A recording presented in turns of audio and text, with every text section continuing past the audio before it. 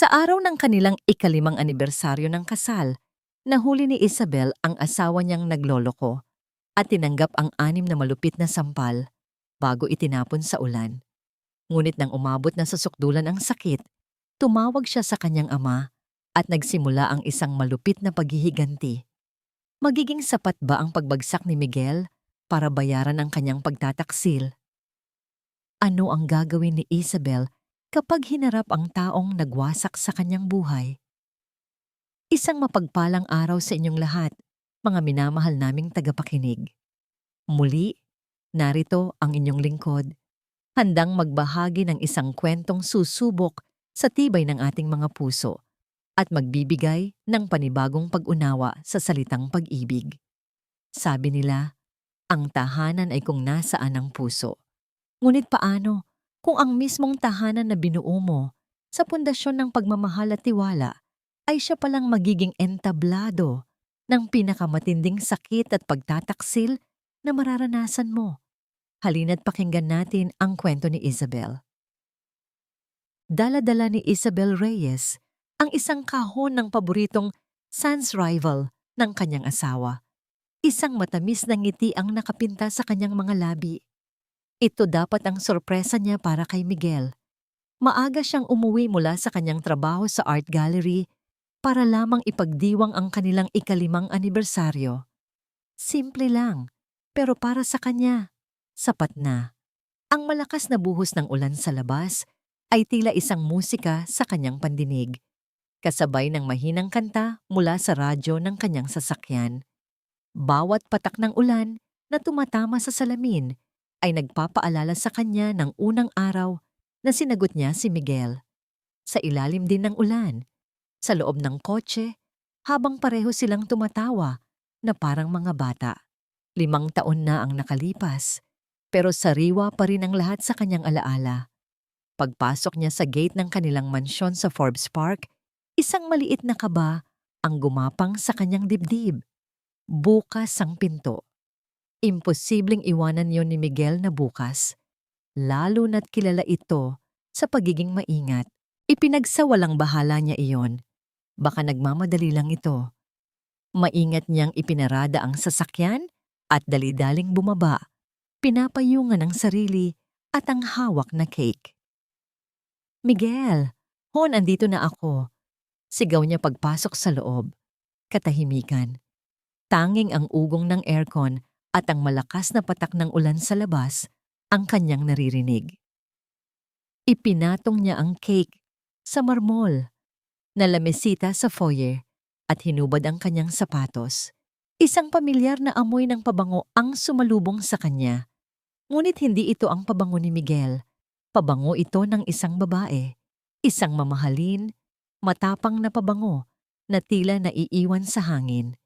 Sinundan ng kanyang mga mata ang pinanggagalingan ng amoy at ang puso niya ay nagsimulang tumibok ng sobrang bilis. Sa may hagdanan, nakasampay sa hawakan nito ay isang pulang bestida. Isang bestidang hapit na hapit sa katawan, hindi niya kailanman isusuot. Hindi yon sa kanya. Kasabay noon, isang mahinang tunog ang narinig niya mula sa sala. Isang halinghing, isang tunog na hindi niya dapat marinig. Isang tunog na gumising sa pinakamasamang bangungot na maaari niyang isipin. Dahan-dahan na parang may sariling isip ang kanyang mga paa, naglakad siya patungo sa sala. Bawat hakbang ay tila isang dagok sa kanyang dibdib. Ang bawat paghinga ay tila ninanakaw mula sa kanyang mga baga. At doon, sa mismong puting sofa, kung saan sila madalas manood ng pelikula, sa mismong lugar kung saan niya unang sinabi kay Miguel na gusto na niyang magkaanak, nakita niya ito. Ang kanyang asawa, si Miguel de la Cruz, at sa ibabaw nito ay isang babae, si Katrina Gonzalez, ang bago nitong business associate. Ang kanilang mga katawan ay magkayakap, ang kanilang mga labi ay magkadikit, nawawala sa sarili nilang mundo ng pagnanasa. Nabitawan ni Isabel ang payong na hawak niya. Ang kalabog nito sa sahig ay sapat na para mapatigil ang dalawa. Gulat. Iyon ang unang rumehistro sa mukha ni Miguel. Agad niyang itinulak si Katrina na mabilis namang inayos ang sarili at tiningnan si Isabel na may halong pang-aasar sa mga mata. Isabel, nanginginig ang boses ni Miguel. Teka, magpapaliwanag ako. Ngunit ang mga salita ay hindi na kailangan. Ang eksenang nakita niya ay mas malinaw pa sa anumang paliwanag. Isang malamig na galit ang gumapang sa buong katawan ni Isabel, pinapalitan ang paunang gulat. Magpapaliwanag? Tumawa siya. Isang tawang walang kagalakan. Isang tawang puno ng sakit. Ano ang ipapaliwanag mo, Miguel? Kung paano mo binaboy ang tahanan natin? Ang pagsasama natin? Hindi mo naiintindihan. Hindi naiintindihan? Sigaw niya at sa unang pagkakataon, sa loob ng 5 taon, narinig niya ang sariling boses na puno ng kapangyarihan. Nakita ko, Miguel. Nakita ko lahat. Sa sarili nating pamamahay. Tumayo si Miguel. Isinara ang butones ng kanyang polo. Nawala na ang gulat sa kanyang mukha. Napalitan ito ng inis, ng galit, na tila si Isabel pa ang may kasalanan. Bakit ba kasi ang aga mong umuwi? Hindi ka man lang tumawag. Ang sinabi nito ay parang isang sampal. Mas masakit pa sa sampal na pisikal. So, kasalanan pa niya? Kaya pala, bulong niya, nanginginig sa galit. Kaya pala laging may bigla ang meeting. Kaya pala laging pagod. Dahil dito? Dahil sa babaeng to? Tiningnan niya si Katrina mula ulo hanggang paa. Ngumisi lang si Katrina. Huwag mo akong idamay sa problema ninyong mag-asawa. Hindi na nakapagtimpi si Isabel. Sinugod niya si Katrina. Handang sabunutan ito. Ngunit mabilis siyang nahawakan ni Miguel sa braso. Mahigpit. Masakit. Huwag na huwag mong sasaktan si Katrina. Mariing sabi ni Miguel. Ang mga matay nag-aapoy sa galit. At bakit hindi? Ipinagtatanggol mo pa siya? Napuno ng luha ang mga mata ni Isabel. Ako ang asawa mo, Miguel. Ako! At pagkatapos ay nangyari ito. Isang malutong na tunog ang umalingaw-ngaw sa buong sala. Pak! Ang unang sampal. Natigilan si Isabel. Ang pisngi niya'y agad na uminit at namula. Hindi siya makapaniwala. Pak! Ang pangalawa. Pak! Ang pangatlo. Sa kabilang pisngi naman, sunod-sunod, 6 na beses, 6 na sampal na tila bumaon hindi lang sa kanyang mukha, kundi hanggang sa kaibuturan ng kanyang kaluluwa. Bawat isa ay tanda ng bawat taon ng kasinungalingan at pagtataksil. Nanghina ang kanyang mga tuhod at napaluhod siya sa sahig. Hawak niya ang kanyang namamagang mukha, ang mga luha ay malayang dumadaloy, humahalo sa sakit at kahihiyan. Tapos ka na sa drama mo? Malamig na tanong ni Miguel habang inaayos muli ang kanyang damit. Umalis ka muna. Bigyan mo kami ng espasyo. Hindi makapagsalita si Isabel. Tiningala niya ang lalaking minahal niya nang higit pa sa kanyang buhay. Ang lalaking ipinaglaban niya kahit sa sarili niyang ama. Ngayon, ang nakikita niya ay isang halimaw. Hinila siya ni Miguel patayo sa pamamagitan ng kanyang braso at kinaladkad palabas ng pinto. Miguel, huwag! Asawa mo ako. Pagmamakaawa niya, itinulak siya nito palabas ng walang awa. Bumagsak siya sa basang damuhan. Ang putik ay dumungis sa kanyang damit. Ang malakas na ulan ay agad na bumasa sa kanyang buong katawan. Ngunit hindi nito kayang hugasan ang sakit na nararamdaman niya. Blag, isinara ni Miguel ang pinto. Narinig niya ang paglock nito mula sa loob. Naiwan siya ng mag-isa sa labas, sa gitna ng dilim at ng rumaragas ang ulan. Nanginginig siya, hindi dahil sa lamig, kundi dahil sa tindi ng sakit. Tiningnan niya ang mansyon, ang kanilang tahanan. Ang mga ilaw sa loob ay tila nangungutya sa kanya, isang paalala ng init at pagnanasa na hindi para sa kanya. Tapos na. Lahat ng pangarap niya, lahat ng pinaniwalaan niya, gumuho sa isang gabi. Sa gitna ng kanyang paghihinagpis, isang alaala ang pumasok sa kanyang isip. Ang mga huling salita ng kanyang ama bago siya umalis sa kanilang bahay para magpakasal kay Miguel. Sa oras na saktan ka ng lalaking yan, Isabel, isang tawag mo lang. Isang tawag lang at babagsak ang mundo niya. Noon, tinawanan niya lang iyon. Ngayon, iyon na lang ang natitira niyang pag-asa. Nanginginig niyang kinuha ang kanyang telepono mula sa bulsa. Basang-basa na ito, ngunit gumagana pa. Pinindot niya ang screen. Ang mga daliri hirap na hirap dahil sa panginginig. Nakita niya ang listahan ng kanyang mga contact at doon, sa ilalim ng letra P, isang pangalan ang tila kumikinang sa dilim.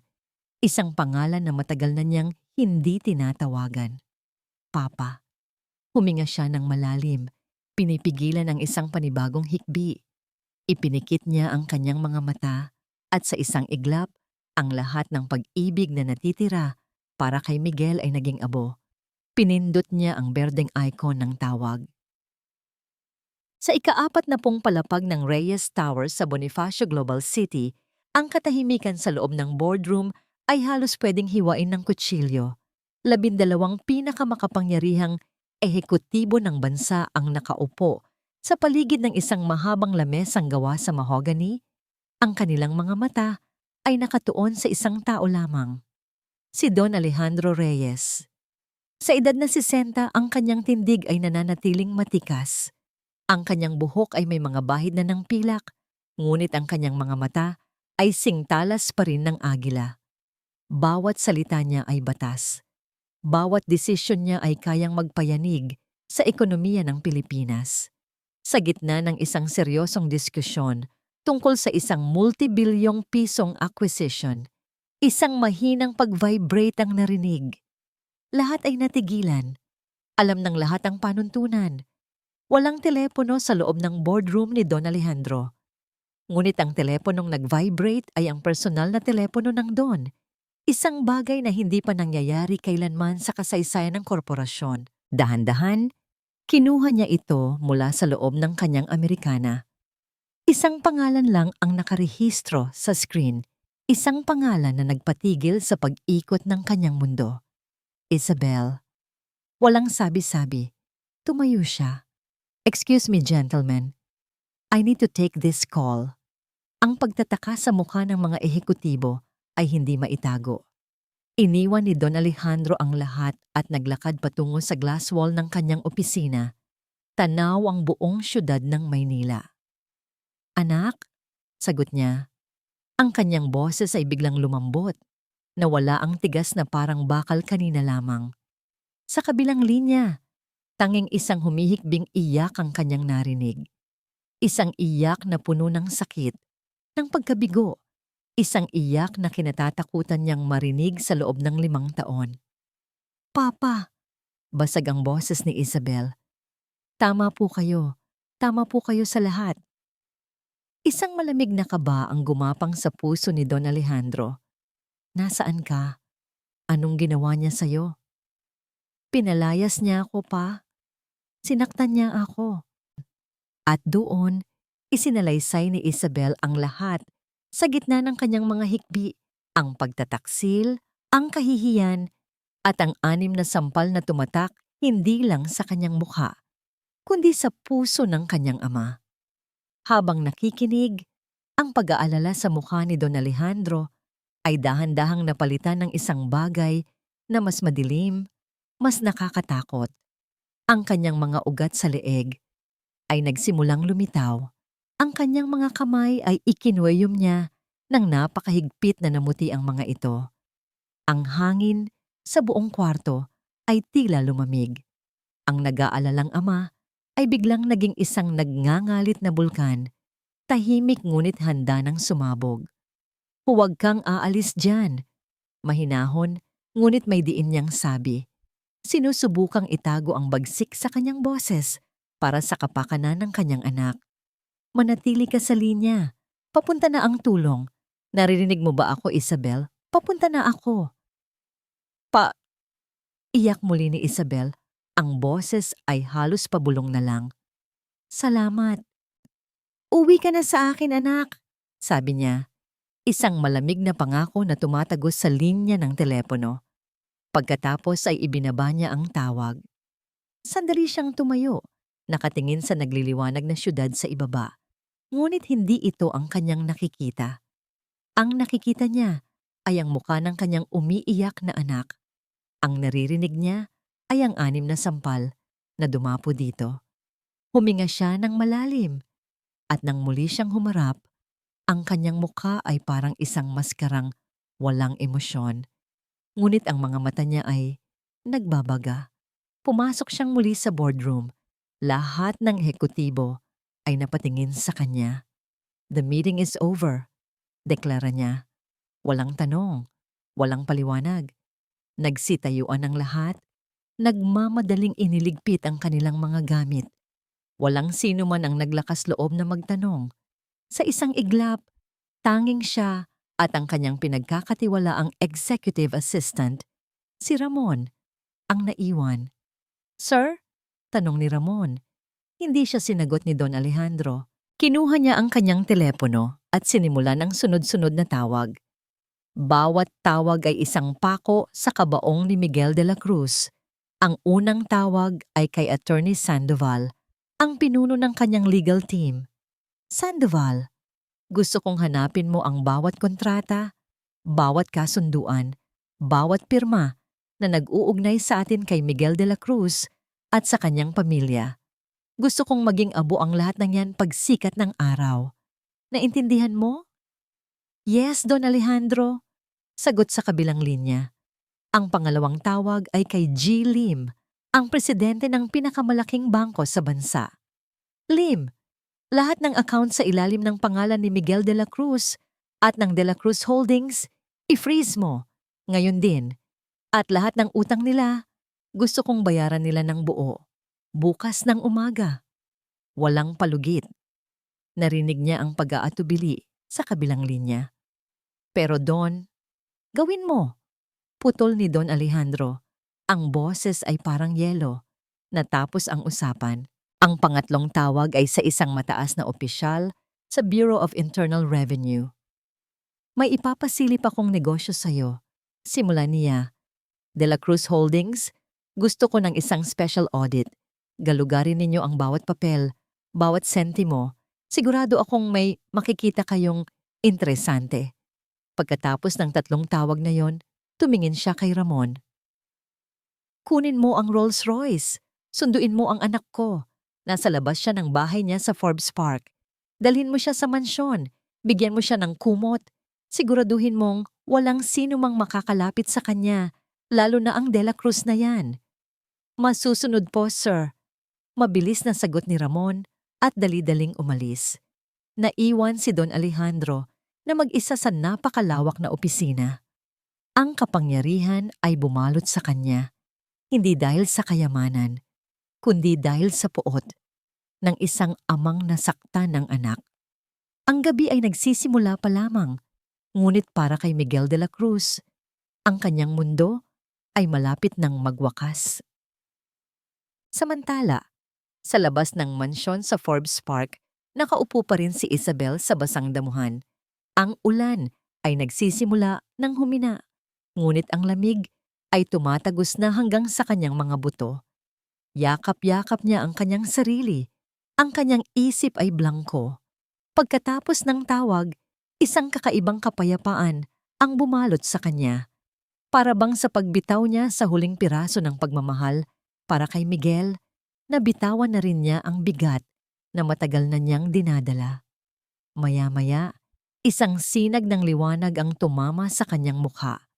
Isang itim na Rolls Royce, makintab at tahimik, ang marahang pumarada sa tapat ng gate. Bumukas ang pinto sa passenger side at bumaba si Ramon. Ang kanang kamay ng kanyang ama may dalang malaking payong at isang makapal na cashmere blanket.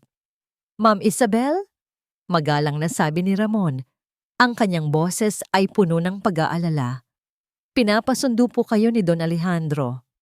Walang salitang lumabas sa bibig ni Isabel. Tumango lang siya. Maingat siyang inalalayan ni Ramon na tumayo. Ipinulupot nito ang malambot at tuyong kumot sa kanyang nanginginig na katawan. Ang init nito ay parang isang yakap, ang unang tunay na ginhawa na naramdaman niya sa gabing iyon. Pinagbuksan siya ng pinto at pumasok siya sa loob ng sasakyan. Ang amoy ng mamahaling leather at ang init ng heater ay agad na yumakap sa kanya. Tahimik na umikot ang sasakyan, papalayo sa bahay na minsan niyang tinawag na tahanan. Sa huling pagkakataon, lumingon siya. Mula sa bintana, nakita niya ang silweta ni Miguel sa sala. Umiinom, tila walang anumang nangyari. Isang maliit na ngiti, isang ngiting mapait at puno ng pangako ng pagbabago, ang sumilay sa kanyang mga labi bago tuluyang nilamon ng dilim ang imahe ng kanyang nakaraan. Kinaumagahan, nagising si Miguel de la Cruz na masakit ang ulo ngunit magaan ang pakiramdam. Ang gabing puno ng pagnanasa kasama si Katrina ay nag-iwan ng isang ngisi sa kanyang labi. Drama queen, bulong niya sa sarili. Iniisip si Isabel. Babalik din yon. Hindi nun kayang mabuhay nang wala ako. Buong yabang siyang nagtimpla ng kape.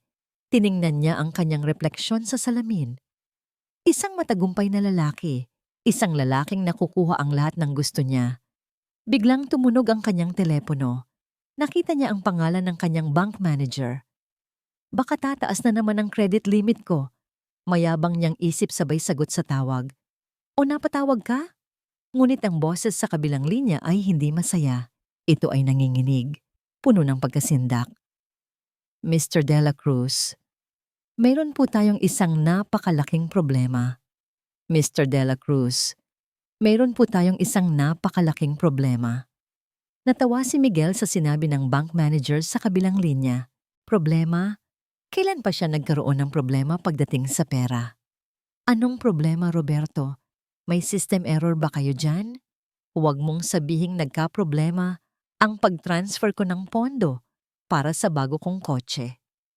Isang nakakabininging katahimikan ang sumunod. Pagkatapos ay isang kinakabahang pagbuntong hininga. Sir, hindi po ito system error.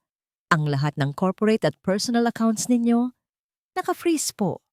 Nawala ang ngiti sa labi ni Miguel. Ano? Anong ibig mong sabihin na naka-freeze? Sinong nagbigay ng utos? Hindi ko po masabi, sir. Ang utos? Galing po sa pinakamataas. Wala po kaming magawa. Anong pinakamataas? Sigaw ni Miguel. Ang inis ay nagsisimula nang gumapang sa kanyang boses. Ako ang kliyente ninyo. May milyon-milyon akong pera sa bangko ninyo. Ayusin mo yan, Roberto. Kung ayaw mong maghanap ng bagong trabaho bukas. Click. Ibinaba niya ang tawag nang may pagkairita. Mga walang kwentang empleyado. Siguradong may nagkamali lang. Isinantabi niya ang problema. Nagpa siyang tawagan si Katrina. Kailangan niya ng pampawala ng inis. Hi, beautiful! Bati niya nang sagutin nito ang tawag. Lunch tayo? Sa paborito mong restaurant sa BGC. Treat ko. Of course, honey. See you in an hour. Malamig na sagot ni Katrina. Pagdating sa mamahaling restaurant, tila nabura lahat ng inis ni Miguel. Nandoon na si Katrina. Mukhang isang diyosa sa suot nitong eleganteng damit. Nag-order sila ng pinakamamahaling pagkain at alak sa menu. Ito ang buhay na para sa kanya. Ang kapangyarihan, ang ganda, ang karangyaan. So, kumusta ang umaga mo? Tanong ni Katrina habang sumisimsim ng wine. Medyo magulo. May kaunting aberya lang sa bangko. But nothing I can't handle. Mayabang niyang sagot. Anyway, huwag na nating pag-usapan yon. Ang pag-usapan natin ay ang plano natin para sa weekend. Siguro pwede tayong lumipad papuntang Amanpulo? Ngumiti si Katrina. Isang nangiting tila may ibang kahulugan. Sounds wonderful. Nang dumating ang bill, buong kumpiyansa niyang inilabas ang kanyang black card.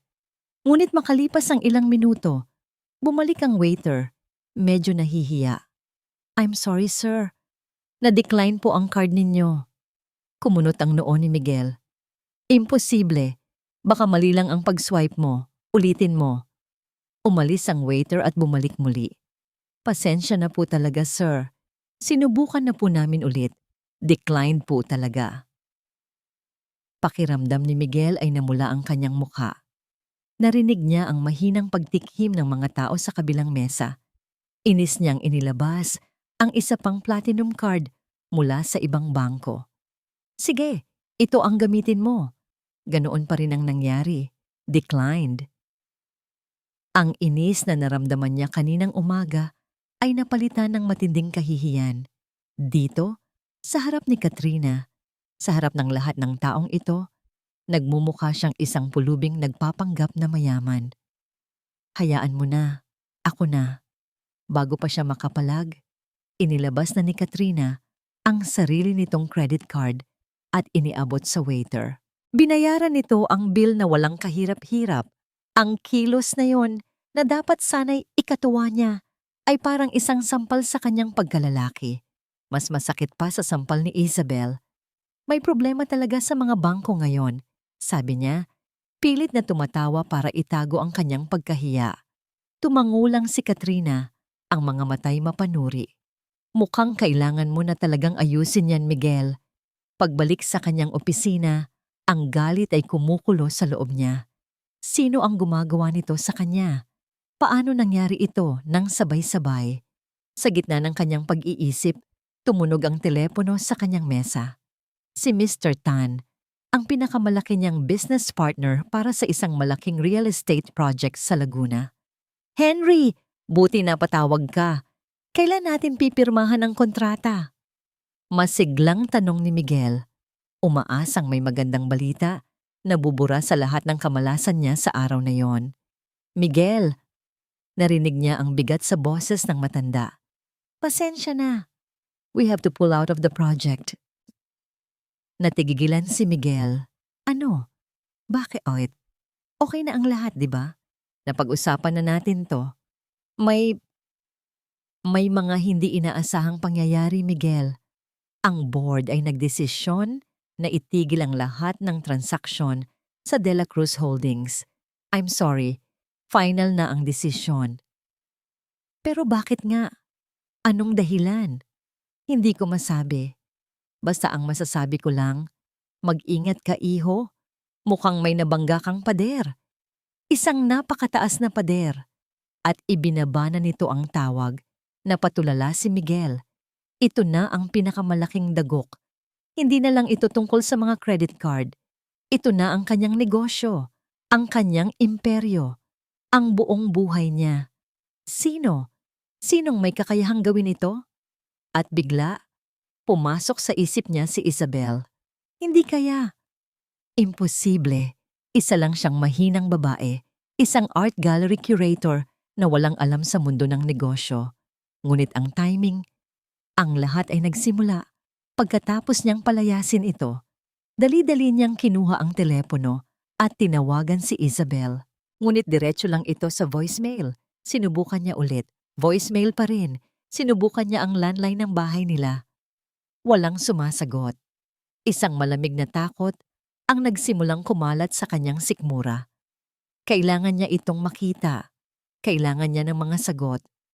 Nagmamadali siyang sumakay sa kanyang kotse at nagmaneho papunta sa bahay ng mga magulang ni Isabel. Hindi niya alam kung sino ang mga ito.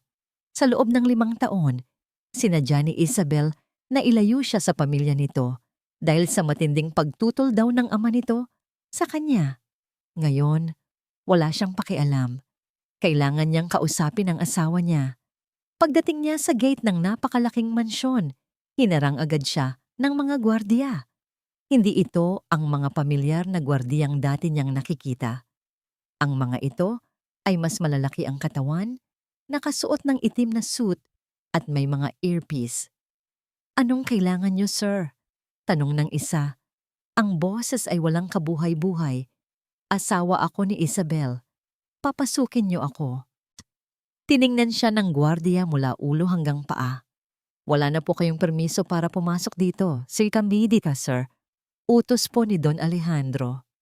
Sinong Don Alejandro? Inis niyang tanong. Ang tatay ni Isabel ang gusto kong makausap. Isang malamig na ngisi ang sumilay sa labi ng gwardiya. Siya nga po ang tinutukoy ko. Hindi na siya pinansin ng mga ito.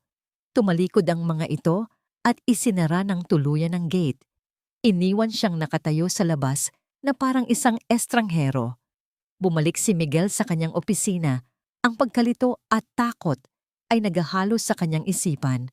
Umupo siya sa dilim, pinapanood ang paglubog ng araw.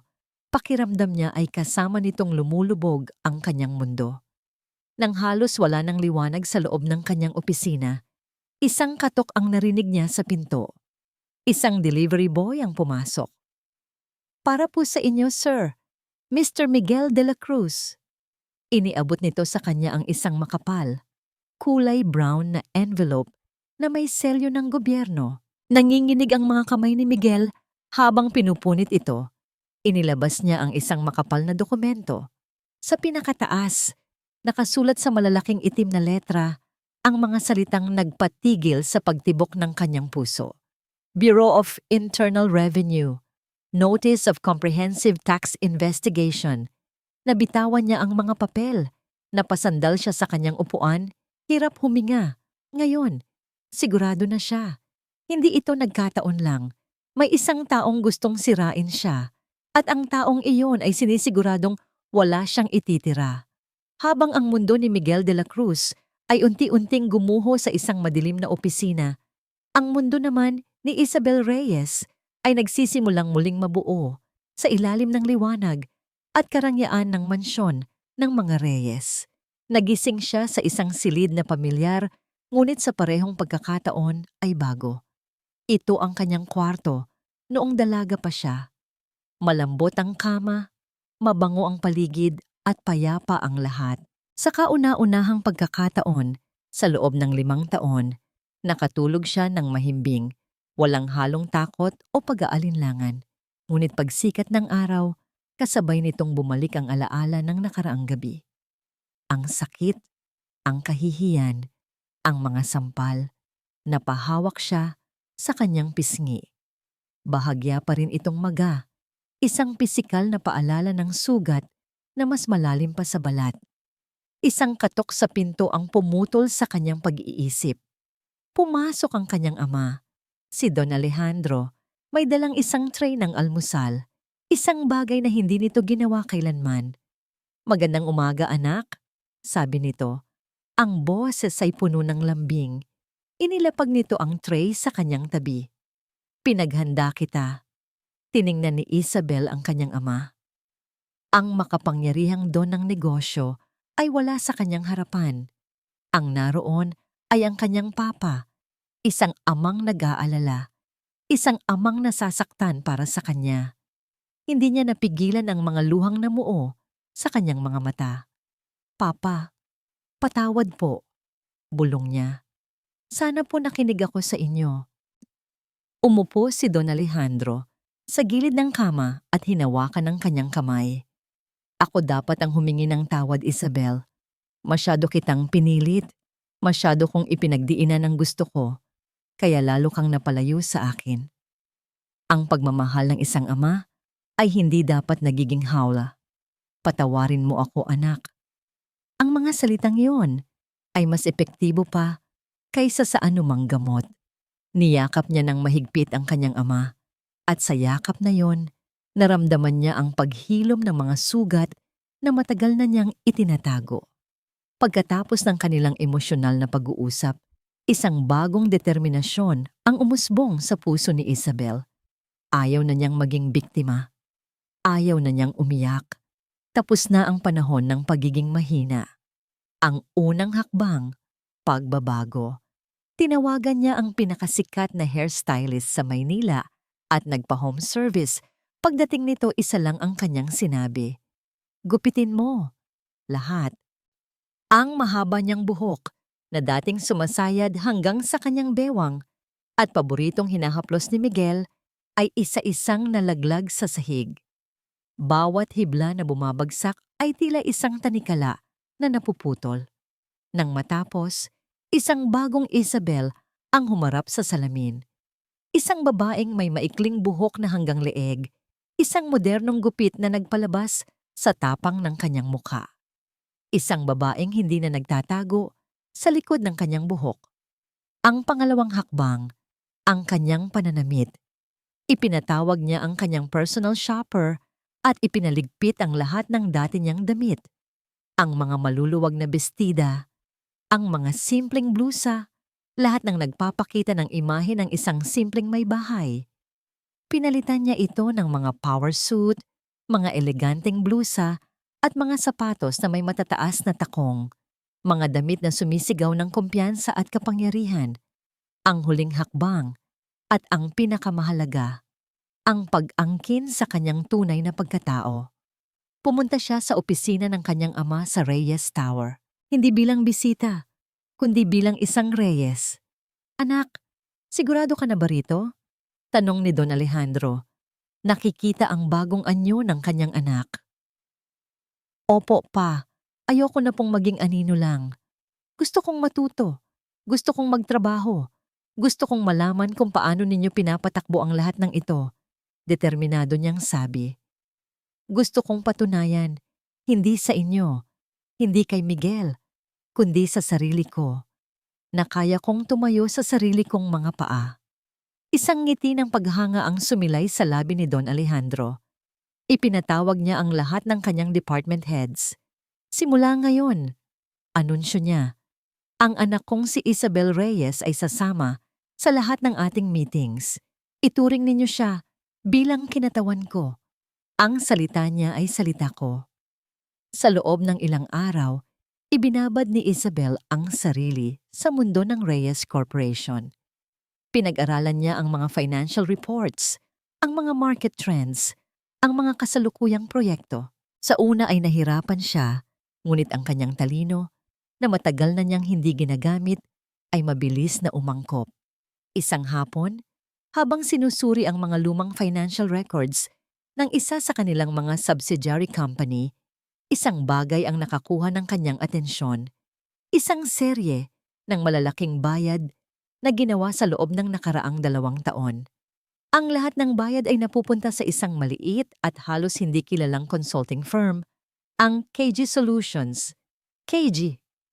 Bulong niya sa sarili. Ang mga letra ay tila pamilyar. Pinaimbestigahan niya kay Ramon ang tungkol sa kumpanyang ito. Habang naghihintay, ipinagpatuloy niya ang kanyang pagsusuri. Nakita niya na ang mga bayad sa KG Solutions ay madalas nakasabay ng mga bigong bidding o mga proyektong biglang nalugi para sa Reyes Corp. Tila ba may isang taong naglalabas ng impormasyon mula sa loob.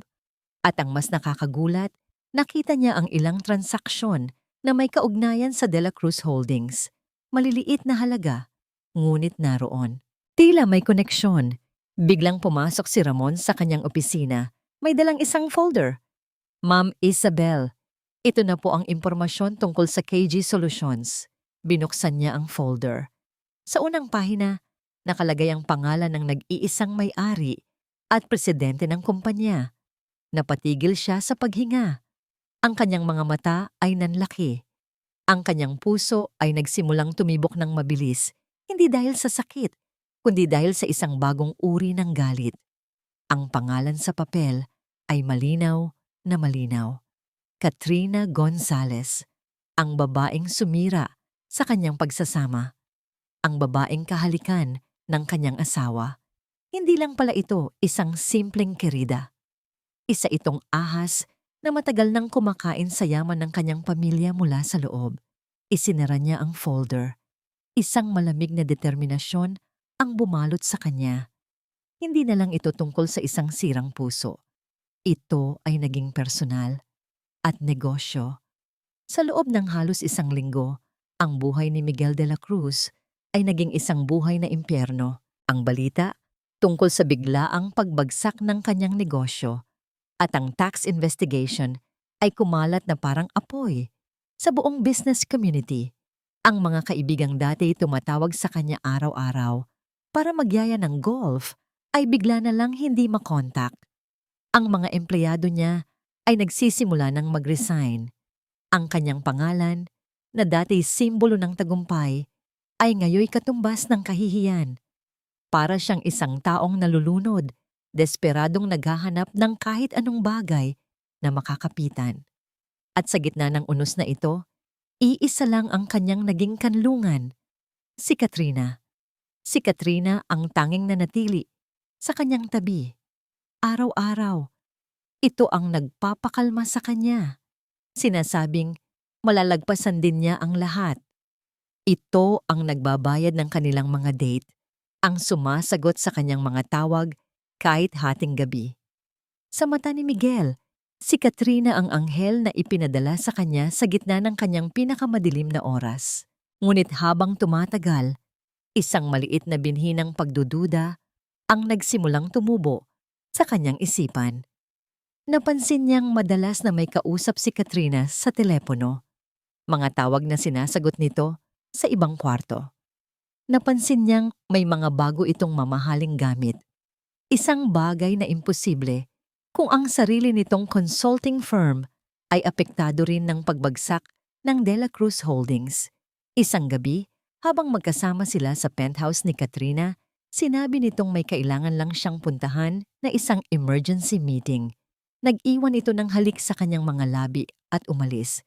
Ngunit sa pagkakataong yon, ang pagdududa ni Miguel ay mas malakas na kaysa sa kanyang tiwala. Isang ideya ang pumasok sa kanyang isip. Isang bagay na hindi niya gagawin kung nasa tamang pag-iisip siya. Ngunit desperado na siya. Nagpanggap siyang natutulog. Nang marinig niyang umalis na ang sasakyan ni Katrina, dali-dali siyang bumangon at sinundan ito gamit ang sarili niyang kotse, maingat na nagpapanatili ng distansya. Ang emergency meeting pala ay sa isang madilim na parking lot ng isang hindi kilalang gusali sa may Pasig. Mula sa malayo, pinanood ni Miguel ang pagbaba ni Katrina mula sa kanyang kotse. Pagkatapos ng ilang sandali, isang itim na van ang huminto sa tapat nito. Bumaba ang isang lalaking nakasuit. Hindi niya maaninag ang mukha ng lalaki, ngunit kitang-kita niya ang sumunod na nangyari. May iniabot si Katrina sa lalaki. Isang maliit na bagay na kumikinang sa ilalim ng ilaw ng poste. Isang USB flash drive. Pagkatapos ay may iniabot naman ang lalaki kay Katrina. Isang makapal na sobre. Pagkaalis ng van, nanatili si Miguel sa kanyang kotse. Ang kanyang puso ay kumakarera. Anong laman ng USB na yon? Anong laman ng sobre? Hindi ito kilos ng isang business associate. Ito ay kilos ng isang espiya. Kinabukasan, habang naliligo si Katrina, ginawa ni Miguel ang isang bagay na mas karumal-dumal pa. Hinalughog niya ang mga gamit nito. Sa ilalim ng mga damit nito sa cabinet, nakita niya ang isang maliit na kahon. Pagbukas niya, naroon ang isang bagay na nagpatigil sa kanyang paghinga. Isang pangalawang telepono, isang burner phone. Nanginginig ang mga kamay niyang binuksan ito. Walang password. At sa loob, sa kanyang inbox, naroon ang katibayan ng pinakamatinding pagkakanulo na mararanasan niya sa buong buhay niya. Isang thread ng mga mensahe sa pagitan ni Katrina at ng isang numerong nakasave bilang Boss R. Boss R, nakuha mo na ba ang final draft ng Reyes Corp proposal para sa Laguna Project? Kailangan ko yan bago matapos ang linggo. Katrina, of course, madali lang paikutin si Miguel. Akala niya mahal ko siya. Ang hindi niya alam, ginagamit ko lang siya para makuha ang mga impormasyon na kailangan natin laban sa matandang Reyes. Boss R, good. Siguraduhin mo lang na walang maiiwan na bakas. Kapag nakuha na natin ang lahat, iwanan mo na ang De La Cruz na yan. Wala na siyang silbi. Katrina. With pleasure. Nakakasuka na rin ang pagpapanggap ko. Sunod-sunod niyang binasa ang mga mensahe, mga detalye ng kanilang mga proyekto, mga kopya ng kanyang mga email, mga plano para sirain hindi lang siya, kundi ang pamilya Reyes. Biglang nag-sink in sa kanya ang lahat. Ang pagbagsak niya, ang pag-atake sa kanya. Hindi ito dahil kay Isabel, o hindi lang dahil kay Isabel. Isa lang siyang casualty, isang collateral damage sa isang mas malaking digmaan sa pagitan ng mga Reyes at ng kung sino mang Boss R na ito. At si Katrina, ang babaeng akala niya'y kanyang tagapagligtas, ay ang ahas na tumuklaw sa kanya. Ginamit siya nito, pinaniwala. Pinagmukhang tanga. Nabitawan niya ang telepono. Napaupo siya sa sahig. Ang kanyang likod ay nakasandal sa cabinet. Ang pakiramdam ng pagiging biktima ni Isabel ay wala pa sa kalingkingan ng nararamdaman niya ngayon. Kasi si Isabel, niloko lang niya.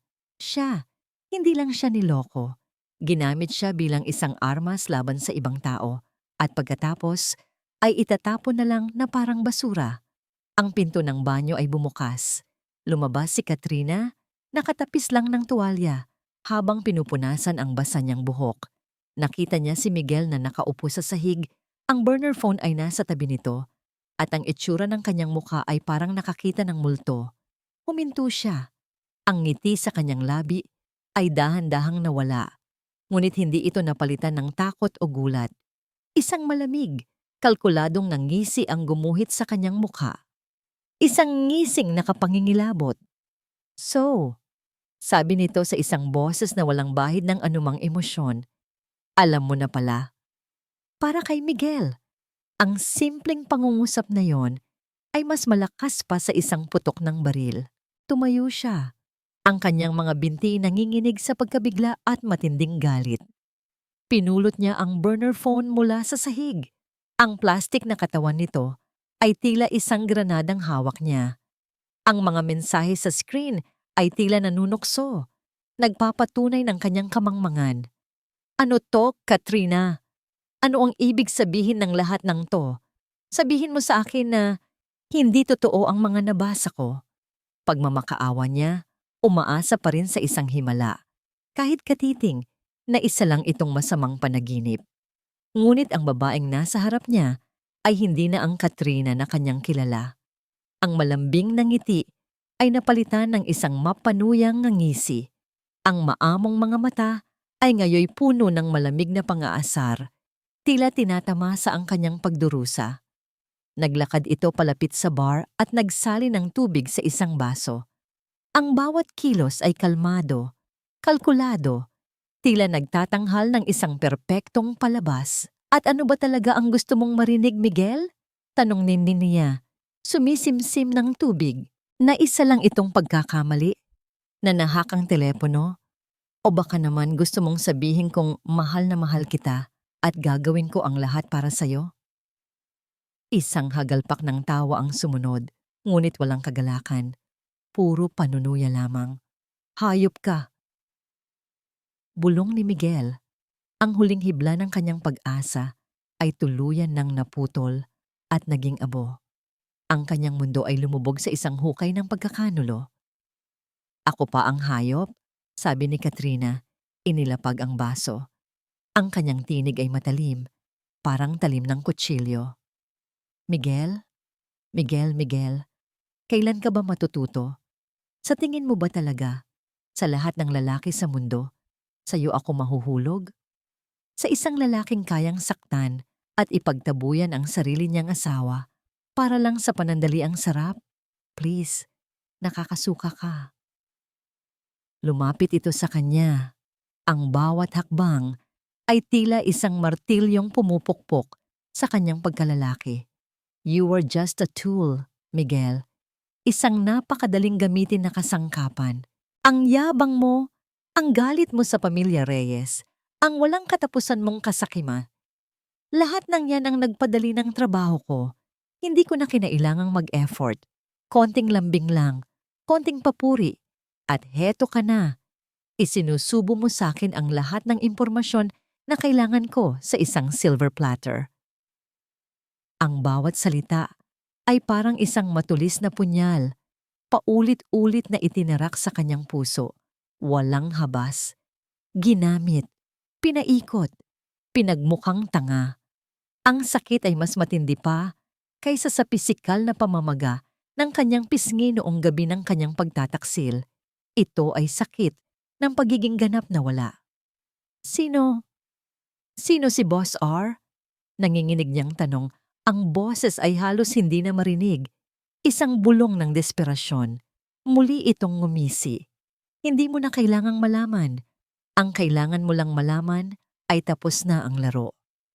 Humakbang ito palapit at hinaplos ang kanyang pisngi. Isang kilos na dating nagpapakilig sa kanya Ngunit ngayoy parang haplos ng kamatayan. Ang lamig ng kanyang kamay ay kumalat sa kanyang balat. Nagpatindig ng balahibo niya.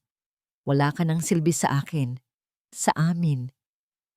Ang huling pangungusap na yon ang nagtulak kay Miguel sa bingit ng kanyang katinuan. Ang lahat ng sakit, kahihiyan, galit at pagkabigo ay sumabog mula sa loob niya. Ang bawat ugat sa kanyang leeg ay tila gustong sumabog. Ang kanyang mga mata ay nagdilim. Hayop ka! Sinugod niya si Katrina. Ang mga kamay ay handang sakalin ito. Handang burahin ang nangisi na yon sa kanyang mukha. Hindi na siya nag-iisip. Ang tanging gusto niya ay maramdaman nito ang kahit katiting ng sakit na nararamdaman niya. Ngunit bago pa man dumapo ang kanyang mga kamay dito, isang anino ang mabilis na gumalaw mula sa pinto ng katabing silid. Isang malaking lalaki, nakasuot ng itim na polo shirt, ang biglang humarang sa kanyang daraanan. Hindi niya ito napansin kanina. Palagi ba itong nandyan? Ang tanong ay biglang gumuhit sa kanyang isipan, ngunit huli na ang lahat. Sa isang iglap, isang kamao na kasing tigas ng bato ang tumama sa kanyang sikmura. Ug! Ang hangin ay biglang nawala sa kanyang mga baga. Ang buong lakas niya ay biglang naglaho. Napaluhod si Miguel, hawak-hawak ang kanyang tiyan, hirap na hirap huminga. Ang sakit ay umagos sa kanyang katawan, ngunit ang sakit na ito ay walang-wala kumpara sa sakit ng kanyang puso. Sinubukan niyang tumayo, ngunit isang malakas na kamay ang dumagan sa kanyang balikat. Pinipigilan siyang gumalaw. Ang lalaki ay nakatayo sa likuran niya, tila isang anino ng kamatayan. Lumapit si Katrina at umupo sa bar stool. Pinagmamasdan siya na parang isang basurang nahulog sa sahig. Dalhin ninyo na yan palabas, utos niya sa lalaki. Ang boses ay bored. Ayokong makita ang pagmumukha niya rito. Hinila ng lalaki si Miguel patayo. Ang katawan niya ay tila isang walang buhay na manika. Ang kanyang isip ay gulong-gulo. Si Katrina. Siya. Lahat sila. Ginamit siya. Bago pa man siya mailabas, humarap muli si Miguel kay Katrina. Magbabayad kayo. Hirap niyang bulong. Ang laway ay humalo sa kanyang mga salita. Magbabayad kayo lahat. Muli itong nangumisi. Sa ngayon, Miguel, sabi niya, inilabas ang isang makapal na supot ng pera at ibinato ito sa sahig sa paanan ni Miguel. Iyan ang bayad mo sa serbisyo mo, pangkain mo, pambayad sa upa, pampaospital sa'yo dahil sa gulong ginawa mo. Huwag mo nang hintayin ang bayad sa iyong pagiging tanga. Wala akong ganong budget. Ibinagsak siya ng lalaki sa labas ng penthouse sa mismong koridor. Ang supot ng pera ay nagkalat sa sahig. Nakasubsob ang mukha ni Miguel sa malamig na marmol. Ang bawat sentimo ay tila nagpapamuka sa kanya ng kanyang kabiguan. Narinig niya ang pagsara ng pinto ng penthouse. Ang tunog ay parang isang pako na bumaon sa kanyang kabaong. Mag-isa siya. Wala na si Katrina. Wala na ang pera. Wala na ang pag-asa. Humigbi siya. Isang tunog na nagmumula sa kaibuturan ng kanyang kaluluwa. Ang isang dating mapagmataas na negosyante ay ngayoy nakaluhod sa sahig. Nagkalat ang perang ibinato sa kanya at umiiyak na parang bata. Ang kanyang mundo ay hindi lang gumuho. Ito ay durog na durog. Ang tanging natitirang tanong ay, anong gagawin niya ngayon? Paano siya babangon mula sa alabok na ito? Sa kanyang isip, muling sumilay ang mukha ni Isabel. Ang mukha ng babaeng sinaktan niya, pinalayas at ipinagpalit. Ngayon, sa gitna ng kanyang pagkawasak, isang baliw na ideya ang pumasok sa kanyang isip. Ang Reyes Charity Gala, iyon ang huling tsansa niya. Sa kabila ng mga bagyo at unos na nagaganap sa labas ng mundo ng mga Reyes, isang kakaibang kapayapaan ang bumalot kay Isabel. Ang pagtuklas sa tunay na kulay ni Katrina, na dati magbibigay sa kanya ng matinding kirot, ay ngayoy nagbigay sa kanya ng kalinawan. Hindi na lang ito personal na paghihiganti. Isa itong laban para sa karangalan ng kanyang pamilya. Isang linggo ang lumipas mula nang matuklasan niya ang pagtataksil ni Katrina. Sa panahong iyon, mas lalo niyang ipinukol ang sarili sa trabaho sa Reyes Corp. Ang bawat meeting, bawat financial report, bawat desisyon ay kanyang pinag-aaralan ng mabuti. Ang dati mahinhin na si Isabel ay ngayoy isang matalas at matalinong babae. Ang mga ideya niya ay may bigat at saysay. Namumulaklak na muli ang bulaklak na matagal nang nalanta. Ngayon ang araw ng Reyes Charity Gala, ang pinakamalaking taunang social event sa Manila. Ito ang gabi kung saan ipapakilala siya ng kanyang ama, hindi bilang isang dating may bahay na walang silbi, kundi bilang ang nag-iisang tagapagmana ng imperyo ng Reyes. Nasa kanyang dressing room si Isabel, napapalibutan ng mga stylist at makeup artist. Ang kanyang suot ay isang custom-made na ball gown na gawa ng isang sikat na designer. Kulay emerald green na bumabalot sa kanyang katawan na parang ikalawang balat. Ang tela nito ay dumadaloy ng may kagandahan sa bawat galaw niya. Ang kanyang maikling buhok ay inayos sa isang eleganteng estilo at ang kanyang makeup ay simple ngunit nagpapalabas sa ganda ng kanyang mga mata. "You look stunning, Ma'am Isabel," sabi ng kanyang stylist na may halong paghanga sa kanyang boses. Tiningnan ni Isabel ang kanyang refleksyon sa salamin. Hindi niya halos makilala ang sarili. Ang babaeng nasa salamin ay hindi na ang Isabel na dati umiiyak sa gitna ng ulan. Ang babaeng ito ay may tapang, may lakas, may paninindigan. Ang mga pisikal na pasa sa kanyang pisngi ay matagal nang naghilom. At kasabay nito, ang mga sugat sa kanyang kaluluwa ay nagsisimula na ring maging peklat. Mga peklat na tanda ng kanyang pakikipaglaban. Pumasok si Don Alejandro sa kwarto, nakasuot ng isang makintab na tuxedo. Huminto ito sa may pinto, ang kanyang mga matay nagniningning sa pagmamalaki. "Isabel," bulong nito, puno ng emosyon. "You are truly a Reyes."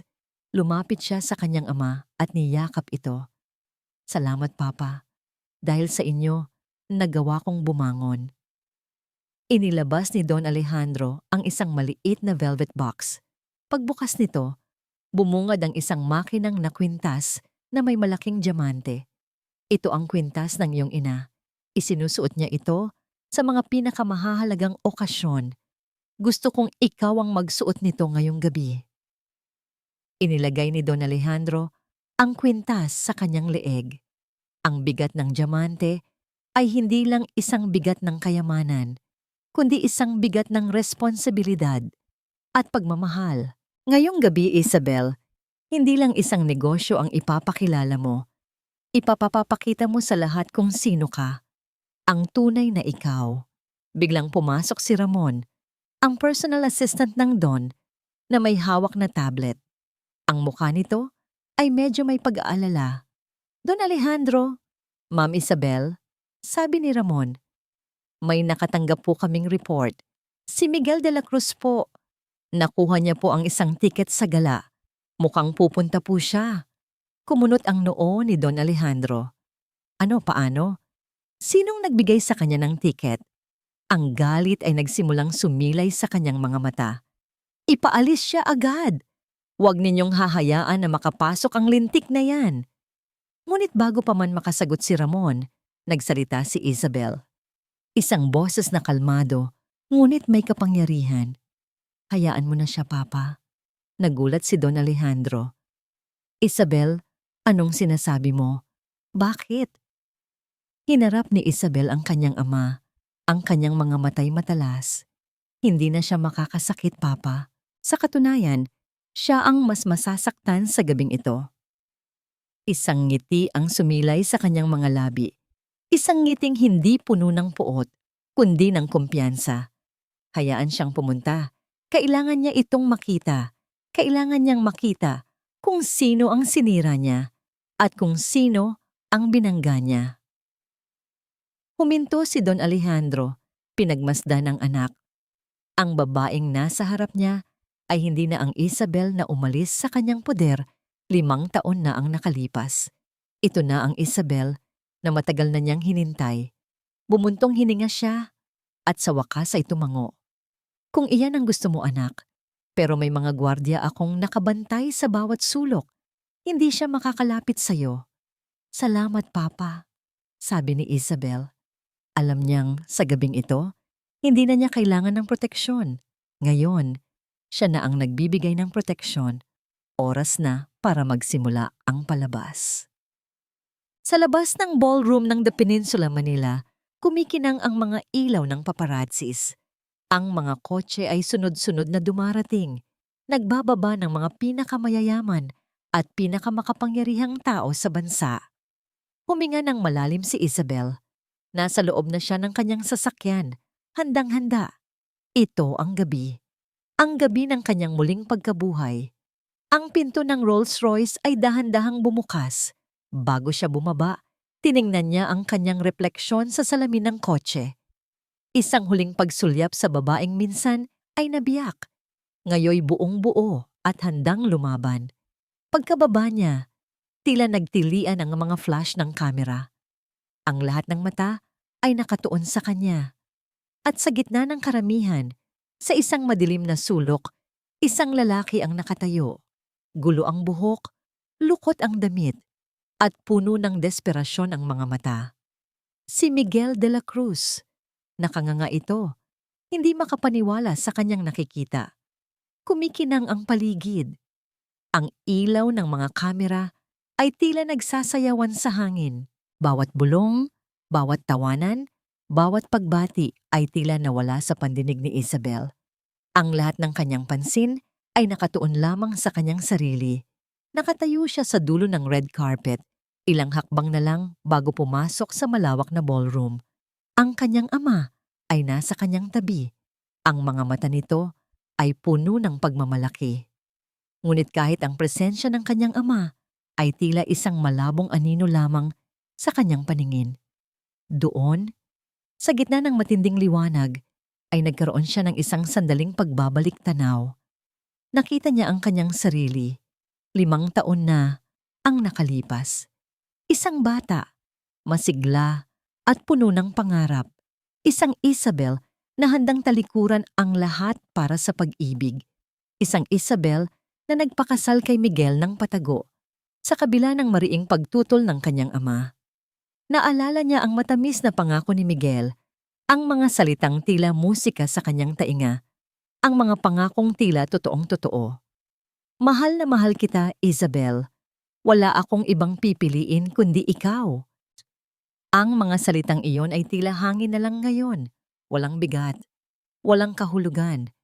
Naalala niya ang araw na umalis siya sa mansyon ng mga Reyes, dala-dala ang isang maliit na maleta, puno ng pag-asa at pag-ibig para sa isang lalaking hindi naman pala siya karapat-dapat. Ang sakit ng pagtalikod sa kanyang pamilya, sa kanyang pangalan, ay napawi lamang ng ilusyon ng pagmamahal. Ngunit ngayon, ang mga alaalang yon ay hindi na nagdudulot ng kirot. Sa halip, isang kakaibang kapayapaan ang bumalot sa kanya. Hindi na siya galit. Hindi na siya nagtatampo sa kanyang sarili dahil sa mga naging desisyon niya. Tinanggap na niya ang lahat. Ang bawat pagkakamali, bawat sakit, bawat patak ng luha ay naghugis sa kanya. Ginawa siyang mas matibay, mas matalino, mas totoo. Ang dating Isabel ay kailangan mamatay para maisilang ang bagong Isabel. Huminga siya ng malalim at nang idilat niya ang kanyang mga mata, ang nakita niya ay hindi na ang multo ng kanyang nakaraan, kundi ang kanyang kasalukuyan. Ang makintab na sahig, ang nagliliwanag na chandelier, ang mga taong nakatingin sa kanya nang may paghanga. Ito ang kanyang mundo. Naramdaman niya ang kamay ng kanyang ama na bahagyang pumisil sa kanyang braso. Tumingin siya kay Don Alejandro. Sa mga mata ng kanyang ama, nakita niya ang pagmamalaki, ang pagmamahal na walang kapantay. Ito ang totoong pag-ibig. Ang pag-ibig na nagpapalaya, hindi nagpapahirap. Handa ka na, anak? Tanong ng kanyang ama. Isang ngiti ang sumilay sa kanyang mga labi. Isang nangiting hindi sa pilitan, kundi mula sa kaibuturan ng kanyang puso. Opo, Papa. Handa na po ako. Sa sandaling iyon, ang lahat ng takot, lahat ng pagdududa, at lahat ng sakit ay tuluyang naglaho. Pinalitan ito ng isang matibay na paninindigan. Ang gabing ito ay hindi lamang tungkol sa isang charity event. Ito ay tungkol sa kanyang pagbabalik. Ang kanyang muling pagkabuhay. Inakay siya ng kanyang ama, papasok sa ballroom. Ang orchestra ay tumugtog ng isang grandiyosong musika. Ang lahat ng bulungan ay biglang tumigil. Ang lahat ng mata ay nakatuon sa kanya. At sa pinakadulo ng ballroom, sa may bar, nakita niya ito. Isang lalaking payat, gulo ang buhok, at lukot ang suot. Ang mga mata nito ay punong-puno ng pagkabigla, pagkasindak, at hindi makapaniwala. Si Miguel. Nagkatitigan sila. Sa mga mata ni Miguel, nakita niya ang pagkawasak ng isang mundo. Ngunit sa kanyang mga mata, wala siyang naramdaman. Walang galit, walang puot, walang awa, wala lang. Para siyang nakatingin sa isang estranghero. Isang estrangherong minsan ay naging bahagi ng kanyang madilim na nakaraan, ngunit ngayoy wala ng kapangyarihan sa kanya. Ito na ang gabi ng paghuhukom at hindi siya natatakot. Kumapit si Miguel de la Cruz sa gilid ng bar. Ang kanyang mga mata ay nakatitig sa entrance ng ballroom. Ang kanyang puso ay kumakarera. Ang buong mundo niya ay gumuho sa loob ng isang linggo.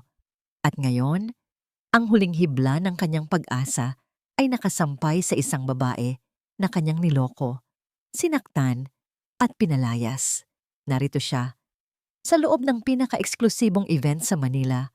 Suot ang kanyang pinakabagong tuxedo na ngayon ay mukhang lukot at luma. Nakalusot siya sa gate sa pamamagitan ng paggamit ng lumang imbitasyon na mayroon pa siya. At sa awa ng Diyos, hindi siya pinigilan ng mga gwardiya.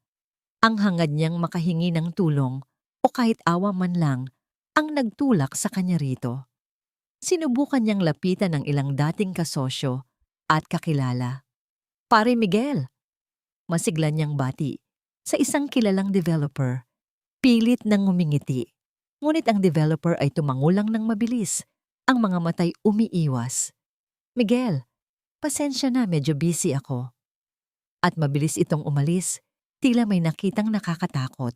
Nangyari iyon ng paulit-ulit. Bawat isa ay tumatanggi, umiiwas, o nagpapanggap na hindi siya kilala. Pakiramdam niya ay isa siyang multo, isang salot na walang sino mang gustong lapitan. Ang kanyang pangalan na dati binibigyan ng galang ay ngayoy isang sumpa. Unti-unting nabubuo sa kanyang isip ang katotohanan. Hindi lang ito masamang swerte. Hindi lang ito isang serye ng hindi inaasahang kaganapan. May isang malaking puwersa ang kumikilos laban sa kanya. At nang sandaling iyon, ang musika ng orkestra ay unti-unting humina. Ang lahat ng bulungan ay namatay. Ang lahat ng mata ay sabay-sabay na tumingin sa entrance ng ballroom. Doon, naglakad ang isang babae. Para kay Miguel, tila huminto ang pag-ikot ng mundo. Ang babaeng iyon ay isang diyosa. Suot ang isang makintab na kulay emerald green na gown. Ang kanyang buhok ay maikli, ngunit perpektong nakasalansan. Ang kanyang mga mata ay nagniningning na parang mga bituin. Ang kwintas na kumikinang sa kanyang leeg ay tila umiilaw sa buong silid. Hindi ito si Isabel. Hindi maaring si Isabel ito. Ang Isabel na kilala niya ay mahinhin, mahaba ang buhok, at laging nakasuot ng simpleng bestida. Ang Isabel na kilala niya ay laging nakayuko, takot sa kanyang galit. Ngunit ang babaeng ito ay may tindig ng isang reyna. May aura ng kapangyarihan at kumpiyansa. Sa tabi nito ay nakatayo si Don Alejandro Reyes, ang Don, ang pinakamakapangyarihang tao sa buong bansa. Naglakad ang dalawa sa gitna ng ballroom at bawat hakbang nila ay tila nagpapayanig sa lupa. Ang mga tao ay nagbibigay galang. Ang kanilang mga ngiti ay puno ng paghanga. Hinila ni Miguel ang kurbata niya. Hirap siyang huminga. Nakatitig lang siya sa babae, sinusubukang unawain kung sino ito. At pagkatapos, nagtama ang kanilang mga mata. Isang matalim na titig, walang galit, walang puot, walang anumang emosyon na kanyang inaasahan. Ang nakita niya ay isang blangkong tingin, isang tingin na tila tumatagos sa kanya na parang hindi siya umiiral. Isang tingin na mas masakit pa kaysa sa 1,000 sampal. Ito ang tingin ng isang taong hindi na kailanman magiging bahagi ng kanyang mundo. Nagsimulang umikot ang kanyang paningin. Ito ba talaga si Isabel? Ang babaeng pinalayas niya sa gitna ng ulan? Ang babaeng itinuring niya na walang kwenta? Dahan-dahan, inakay ni Don Alejandro ang babae sa isang mesa na nasa harap. Ang mga tao'y pumapalakpak. Ang liwanag ng chandelier ay nagpakintab sa diamond necklace na suot nito. Ang bawat galaw nito ay puno ng kagandahan at kapangyarihan. Hindi, hindi ito si Isabel. Imposible. Biglang narinig niya ang pangalan. Isang mahinang bulungan mula sa isang kumpol ng mga babae sa kanyang tabi. Si Isabel Reyes, ang anak ni Don Alejandro. Ang ganda niya, di ba? Oo, ang balita ko. Siya na raw ang papalit sa kanyang ama, sa Reyes Corp. Reyes, bulong ni Miguel. Ang pangalan ay parang isang kidlat na tumama sa kanyang isip. Reyes, Isabel Reyes, ang pamilya Reyes, ang Don Alejandro, ang bank manager na nagsabi na utos. Mula sa pinakamataas, si Mr. Tan na nagsabing may nabangga kang pader, ang BIR, ang pag-freeze ng kanyang mga account, ang lahat ng ito, ang lahat ng nangyari sa kanya sa loob ng 1 linggo, hindi ito gawa ng kung sinong boss R ni Katrina. Ito ay gawa ng Don. At ang dahilan ay nasa harap niya.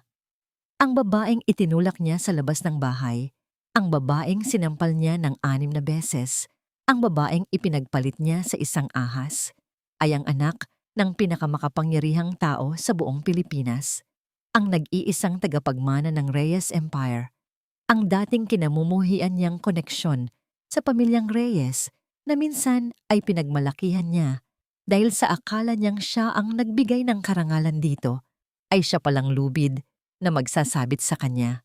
Ang mundo ni Miguel ay tuluyang bumagsak, parang isang malaking piraso ng baso na nahulog mula sa mataas na gusali at nadurog sa maliliit na piraso. Hindi lang pera ang nawala sa kanya, nawala ang kanyang dignidad, nawala ang kanyang pagkalalaki, nawala ang kanyang pag-iisip. Nagsimula siyang maglakad, parang isang zombie, patungo kay Isabel. Ang tanging naririnig niya ay ang malakas na tibok ng kanyang sariling puso at ang dugo na umuugong sa kanyang tainga. Isabel. Basag ang kanyang boses. May nakapansin sa kanya. Ang mga bulungan ay naging mahinang ungol. Ang mga mata ay nakatuon sa kanya na parang sa isang nakakahawang sakit. Ang mga gwardiya ng Reyes ay mabilis na gumalaw, ngunit isang senyas lang mula kay Isabel ang nagpatigil sa kanila. Gusto nitong mangyari ito. Gusto nitong makita niya ang kanyang pagbagsak. Nakarating siya sa harap ni Isabel. Nakatayo ito matikas, walang bahid ng takot o galit. Sa tabi nito ay si Don Alejandro. Ang mga mata ay matalas at puno ng babala. Isabel, patawarin mo ako. Nanginginig niyang sabi, lumuhod sa harap nito, sa gitna ng ballroom. Ang kanyang mga mata ay puno ng luha. Pakiusap, Isabel. Tulungan mo ako. Nawawala na ang lahat sa akin. Naging tahimik ang buong ballroom. Ang tanging naririnig ay ang kanyang mga pagmamakaawa. Tiningnan lang siya ni Isabel. Ang kanyang mukha ay walang emosyon. Ang kanyang mga mata ay parang 2 itim na balon. Walang kailaliman. Miguel! Mahinahon nitong sabi. Ang kanyang boses ay malinaw. Tila isang kampana. Wala na akong magagawa. Ang iyong mga ginawa, ang siyang sumisira sa'yo. At pagkatapos, isang huling tingin. Isang tingin na puno ng awa. Isang awa na mas masakit pa kaysa sa puot dahil nangangahulugan itong wala na siyang halaga para rito. Wala na siyang anumang kapangyarihan. Tinalikuran siya ni Isabel. Inakay ni Don Alejandro ang kanyang anak. Ang musika ay muling tumugtog. Ang mga tao ay nagpatuloy sa kanilang usapan. Tila walang nangyari. Naiwan si Miguel sa gitna ng dance floor, nakaluhod. Ang kanyang mga mata ay nakatitig sa likod ni Isabel. Ang kanyang huling pag-asa ay nawala na. Ang babaeng sinira niya ay ang babaeng sisira sa kanya. At wala siyang nagawa. Hindi ito paghihiganti. Ito ay karma.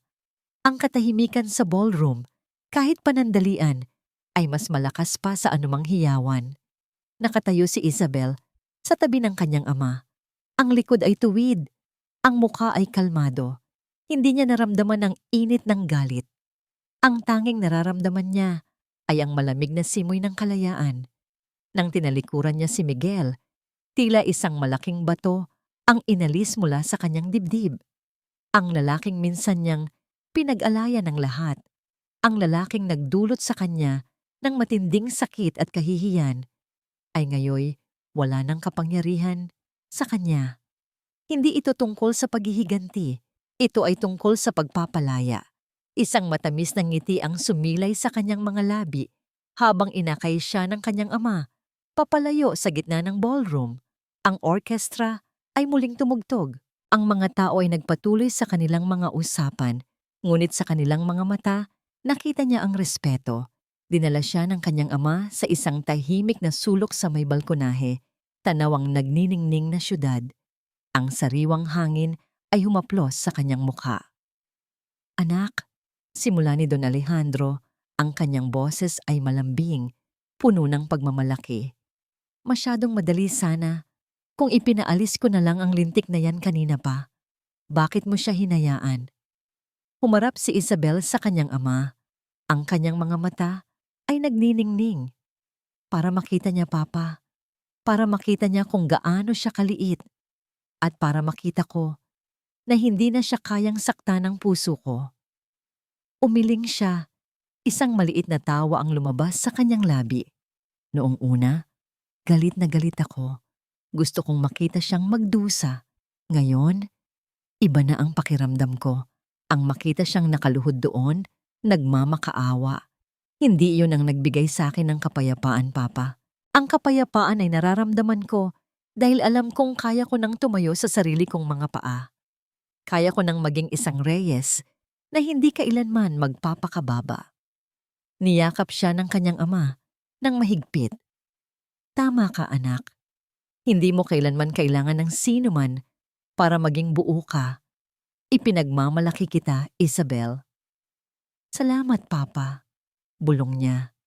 Ito ang kapatawaran na matagal na niyang hinahanap, hindi mula kay Miguel, kundi mula sa kanyang sarili. Ang pagpapatawad sa kanyang sarili sa pagiging bulag, sa pagiging mahina.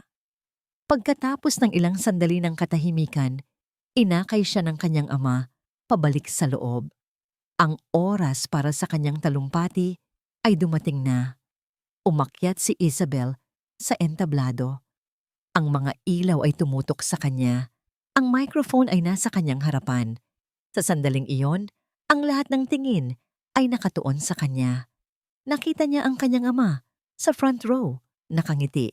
Huminga siya ng malalim at sinimulan ng kanyang talumpati. Ang kanyang boses ay malinaw at puno ng kumpiyansa. Magandang gabi sa inyong lahat.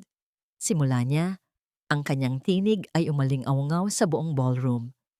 Bilang co-chair ng Reyes Charity Gala ngayong taon at bilang pinakabagong miyembro ng Reyes Corporation, isang karangalan para sa akin na maging bahagi ng gabing ito.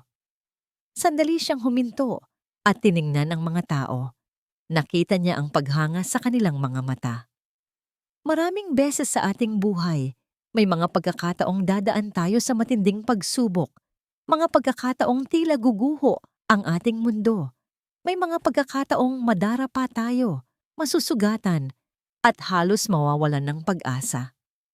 Hindi siya tumingin kay Miguel, Ngunit alam niyang naroon pa rin ito. Pinagmamasdan siya. Ngunit ang kanyang mga salita ay hindi na para dito. Para ito sa kanya at sa lahat ng mga kababaihang minsa ay naging katulad niya. Ngunit sa bawat pagbagsak, mayroon ding pagkakataon para bumangon. Sa bawat sakit, mayroong aral. At sa bawat sugat, mayroong paghilom.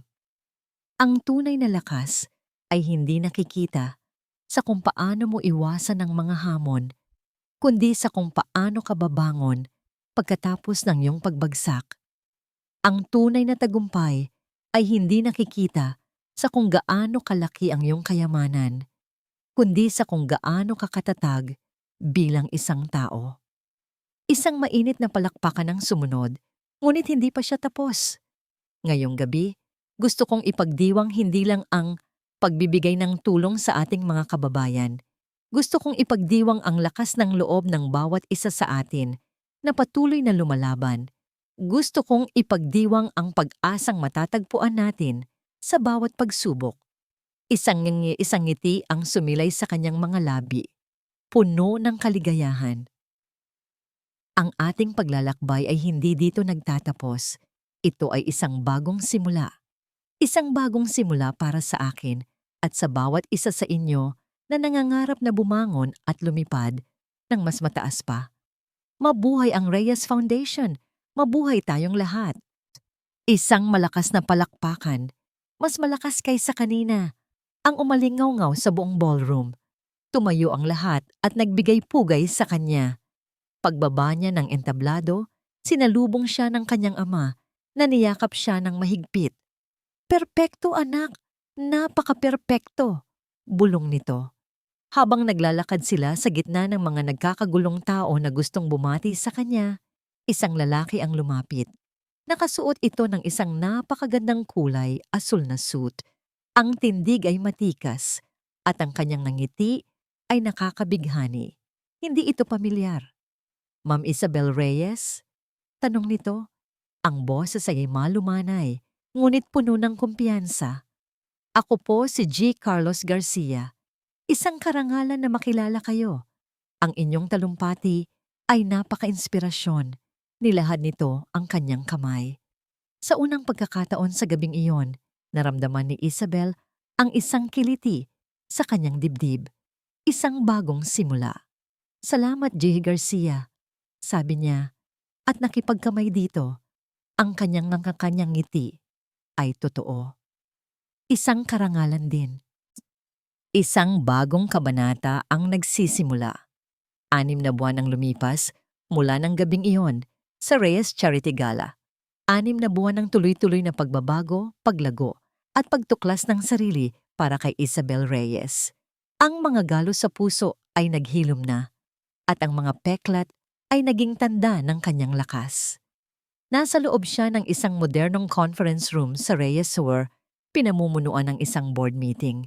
Ang kanyang buhok ay mas maikli na ngayon, at ang suot niyang business suit ay akmang-akma sa kanyang matikas na tindig. Ang mga mata niya ay matalas, nakatuon sa bawat detalye ng presentasyon ng kanyang team. "Base sa ating analysis," sabi niya, ang kanyang boses ay malinaw at puno ng awtoridad.